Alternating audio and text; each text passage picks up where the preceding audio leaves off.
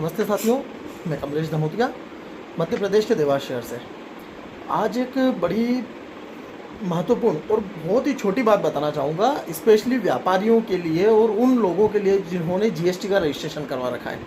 अक्सर देखने में आता है कि लोग माल खरीदते हैं, अपने वेंडर से सर्विसेज लेते हैं या माल खरीदते हैं और उसका जो आईटीसी होता है, जो जीएसटी का वो पेमेंट करते हैं, जिसको इनपुट टैक्स क्रेडिट कहते हैं, वो उसका यूज़ कर लेते हैं। माल खरीदते हैं, उस पर जो भी टैक्स उन्होंने भुगतान करा है, आगे जब सेल करी उस पर जो लाइबिलिटी आई उसके अगेंस्ट में उसका आईटीसी का उन्होंने बेनिफिट ले लिया।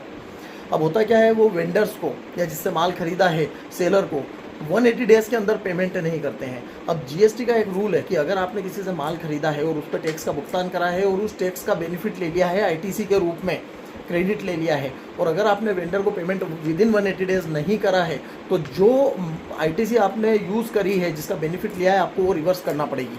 और उसका बेनिफिट आप कब ले सकते हैं? जब एक्चुअल में आप वेंडर को पेमेंट करेंगे।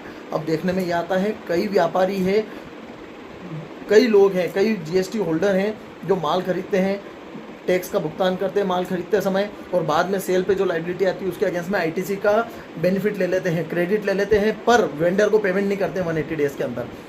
आपको अभी पता नहीं चल रहा है, जब आपके केस ओपन होंगे, जब आपको नोटिस आएगा, तब आपको यही आईटीसी रिवर्स करना पड़ेगी अगर आपने अपने वेंडर का पेमेंट नहीं करा विद इन 180 डेज़ तो। और ना केवल आईटीसी रिवर्स करना पड़ेगी, इंटरेस्ट और पेनल्टी का भुगतान करना पड़ेगा। तो ध्यान रखें, अगर आप किसी से माल खरीदते हैं तो जितनी जल्दी हो उसका भुगतान करें, अदरवाइज आपको आईटीसी रिवर्स करना पड़ सकती है और इंटरेस्ट और पेनल्टी का भुगतान करना पड़ सकता है। धन्यवाद। भारत माता की जय।